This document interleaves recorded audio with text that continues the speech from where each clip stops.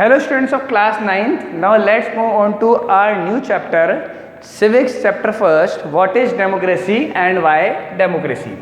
Democracy क्या है और डेमोक्रेसी क्यों हमें चाहिए? डेमोक्रेसी में ऐसी क्या खासियत है कि आज वर्ल्ड की 80% कंट्रीज़ ने इस फिनोमिना को, इस फॉर्म ऑफ गवर्नमेंट को अपना लिया है. Now around 80% of countries of our world are democratic countries. ऐसा क्या है डेमोक्रेसी में, या कैसा क्या विशेष, ऐसा क्या खास बात है डेमोक्रेसी की? तो सबसे पहले तो हम सीखेंगे कि डेमोक्रेसी होता क्या है. तो जैसा कि नाम में डेमोक्रेसी है, डेमोक्रेसी का मतलब होता है rule of people.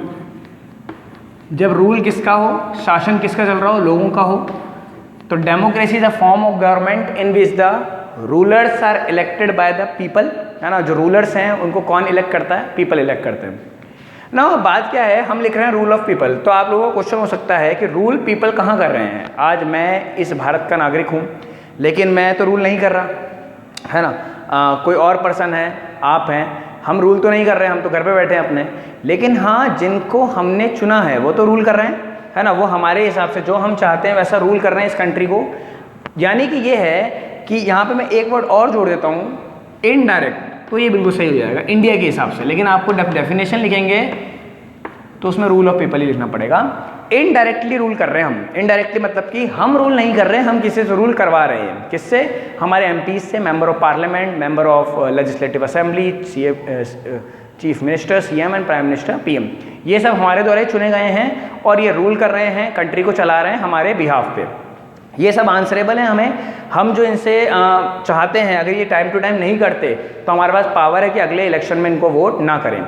Election is the main feature of democracy. हमारे पास इलेक्टोरल पावर्स है, वोट देने की शक्ति है, जिसके थ्रू हम बड़े से बड़े पर्सन को, बड़े से बड़े नेता को हरा भी सकते हैं. और छोटे से छोटे एक गरीब इंसान अगर चुनाव लड़ता है और अच्छा है, अपनी उसकी पॉलिसीज़ अच्छी हैं, तो वो जीत भी सकता है. ये डेमोक्रेसी है.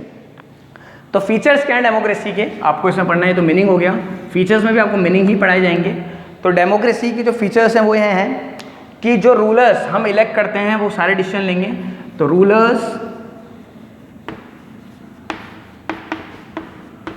elected by the people take all the major decisions. ठीक है, जो रूलर्स हैं वो पब्लिक द्वारा इलेक्ट किए गए हैं, वो सारे डिसीजन लेंगे. आपके मेन, आपकी कंट्री के जो बड़े बड़े फैसले होंगे उनके द्वारा लिए जाएंगे. सबको फ्री एंड फेयर अपॉर्चुनिटी होगी. सबके पास बराबर अधिकार होगा चुनाव लड़ने का, वोट देने का, और भी किसी चीज़ के लिए जो चीज़ हम चाहते हैं, हमारे राइट्स होंगे वो इक्वल होंगे. ठीक है, सबको जो अवेलेबल होगी, है ना. और आप लोगों को पढ़ना है rulers elected by the people take all the major decision, free and fair opportunity होगी सबको. Rulers are answerable to the people. जिन लोगों को हम चुन के भेज रहे हैं वो आंसरेबल होंगे. आंसरेबल मतलब कि हमें उनके काम के लिए वो हमें जवाब देंगे कि उन्होंने कोई काम किया तो कैसा किया, नहीं किया तो क्यों नहीं किया, है ना. आंसरेबल होंगे वो पीपल को.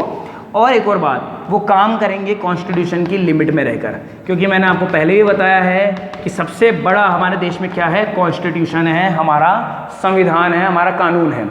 कानून से बढ़कर इस देश में कुछ भी नहीं है. तो कोई पर्सन चीफ मिनिस्टर बन जाए, एमपी बन जाए, एमएलए बन जाए, या प्राइम मिनिस्टर ही क्यों ना बन जाए, वो किसके अंडर में रह के वर्क करेगा? कॉन्स्टिट्यूशन के अंडर रह के वर्क करेगा, ह्यूमन राइट्स के अंडर रह के वर्क करेगा. ह्यूमन के राइट्स क्या हैं? जो सबको मिले हुए हैं, हर ह्यूमन को मिले हुए हैं. वो अपने डिसीजन, मानव अधिकार है ना, जो हमारा राइट टू फ्रीडम है, राइट टू इक्वलिटी है, ये हमें हमारे कॉन्स्टिट्यूशन से मिले गए हैं. तो इन्हें कोई भी हमसे छीन नहीं सकता. ये डेमोक्रेसी है. सबको इक्वल राइट्स होंगे, इक्वलिटी होगी, फ्रीडम होगी, इक्वल अपॉर्चुनिटी होगी. वोटिंग के राइट्स हर पर्सन को मिलेंगे जो 18 ईयर्स की एज को क्रॉस कर सका होगा. हम चुनाव लड़ना चाहते हैं वो भी हम लड़ सकते हैं. उसमें अमीरी, गरीबी, जाति, धर्म का कोई भेदभाव नहीं होगा. और जो रूलर्स हमने इलेक्ट किए हैं वो बड़े बड़े डिसीजन हमारे बिहाफ पर लेंगे. ये डेमोक्रेसी है. ठीक है, तो डेमोक्रेसी क्या है? बराबरी, समानता, है ना. वोटिंग के राइट्स, जो रूलर्स इलेक्ट किए गए हैं वो आंसरेबल होंगे, वो हमारा काम अच्छे से करेंगे. नहीं करेंगे तो हमारे पास वोटिंग के राइट्स फिर से मिलेंगे. रेगुलर इलेक्शंस होते हैं हर 5 साल में, और नेक्स्ट टाइम हम उन्हें वोट ना करें, हमारी चॉइस पर डिपेंड करता है. अब आपको ये तो आपने पढ़ा इंडिया की बात, है ना, कि इंडिया में ऐसा चल रहा है. अब आपको इस चैप्टर में चाइना, मैक्सिको, पाकिस्तान, 3 देशों की केस स्टडी पढ़नी है कि क्या इन देशों में डेमोक्रेसी है या ये सिर्फ डेमोक्रेसी का नाटक कर रहे हैं। ये देश बोलते हैं कि हम एक डेमोक्रेटिक कंट्रीज़ हैं, China, Pakistan and Mexico.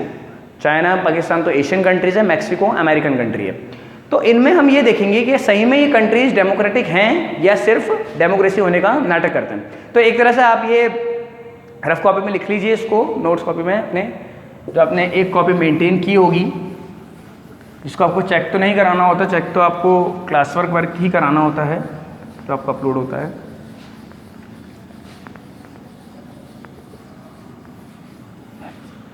Now next आता है पाकिस्तान का केस। सबसे पहले पढ़ते हैं हम। तो देखिए पाकिस्तान क्या बोलता है कि वह एक डेमोक्रेटिक देश है ना, एक लोकतांत्रिक देश है। लेकिन केस पढ़ लेते हैं कि पाकिस्तान में क्या हुआ।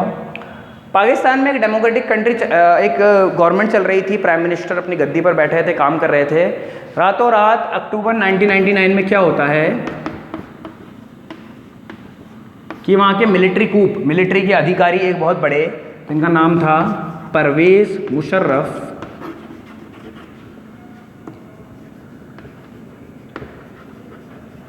परवेज मुशर्रफ वहाँ के प्रधानमंत्री को अपनी पोस्ट से हटाते हैं और खुद टेक ओवर कर लेते हैं पाकिस्तान को, कि पाकिस्तान का नेक्स्ट हेड मैं हूँगा।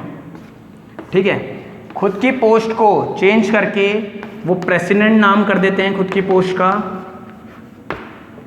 और अपने समय को, अपने जो इनका काल है उसको 5 साल बढ़ा देते हैं कि अब मैं 5 साल तक यहाँ का राष्ट्रपति रहूँगा। कॉन्स्टिट्यूशन में एक बदलाव करते हैं कि भले ही पाकिस्तान में प्रधानमंत्री चुना जाए, लेकिन अल्टीमेट पावर किसके हाथ में रहेगी? मिलिट्री के हाथ में रहेगी, है ना। ये बदलाव करते हैं कॉन्स्टिट्यूशन में, अमेंड करते हैं उसको, और उसमें बोलते हैं final power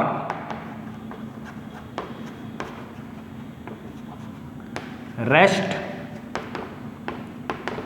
with the military.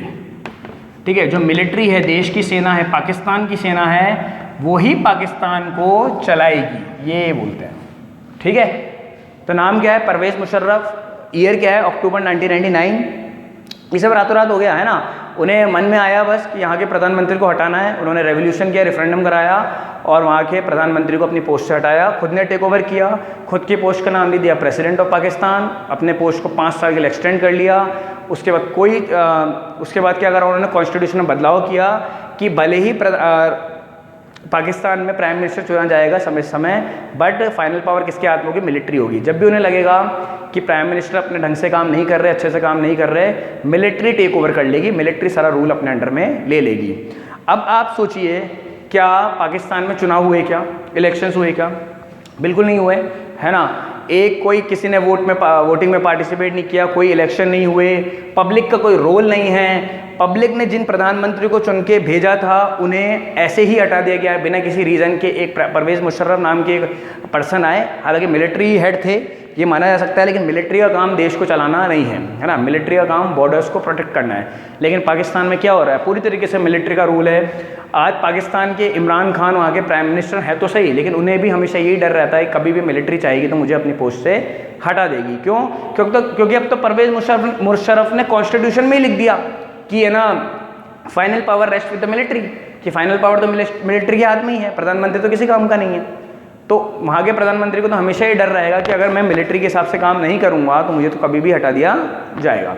ये पाकिस्तान में चल रहा है। अब पाकिस्तान इन सब के बाद भी कहता है कि वो एक डेमोक्रेटिक कंट्री है। तो आप मुझे बताइए कि पाकिस्तान एक डेमोक्रेटिक कंट्री है क्या? अगर पाकिस्तान एक डेमोक्रेटिक कंट्री होता तो वहाँ के प्राइम मिनिस्टर या प्रेसिडेंट, जो भी हाईएस्ट पोस्ट है, उसको पब्लिक चुनती वोट करके। वहाँ पे आपने प्राइम मिनिस्टर बना तो दिया, लेकिन उसकी पावर तो कम कर दी, मिलिट्री की पावर बढ़ा दी। अब मिलिट्री के जो हेड है उनको पब्लिक तो नहीं चुन रही है, तो फाइनल पावर कहाँ पब्लिक के हाथ में है? फाइनल पावर तो मिलिट्री के हाथ में है। तो इसलिए पाकिस्तान सिर्फ किताबों में, है ना, डेमोक्रेटिक कंट्री है, लेकिन अगर उसको प्रैक्टिकली देखा जाए तो डेमोक्रेसी वहाँ पे प्रैक्टिस नहीं की जा रही। तो इसलिए बहुत डीप मीनिंग है डेमोक्रेसी का, है ना। पब्लिक चुनी जाए लोगों के द्वारा, पब्लिक का जो रूल है वो सुप्रीम हो, ये डेमोक्रेसी है।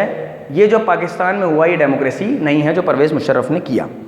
ठीक है, इसके बाद आपको चाइना और मैक्सिको पढ़ने बेटा डेमोक्रेसी की केस स्टडी में, उसको पार्ट नंबर 2 में करेंगे। होपफुली आप लोगों को ये पार्ट अच्छे से क्लियर होगा। Thank you.